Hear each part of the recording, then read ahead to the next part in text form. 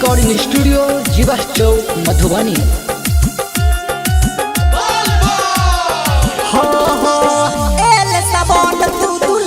बाबा नहीं दलहा एल सबन तू दुल्हार बाबा नहीं दलहा प्यारे लाल के तू प्यार बाबा नहीं दलहा प्यारे लाल के तू प्यार बाबा नहीं दलहा एल सबन तू दुल्हार बाबा नहीं दलहा एल सबन तू दुल्हार बाबा नहीं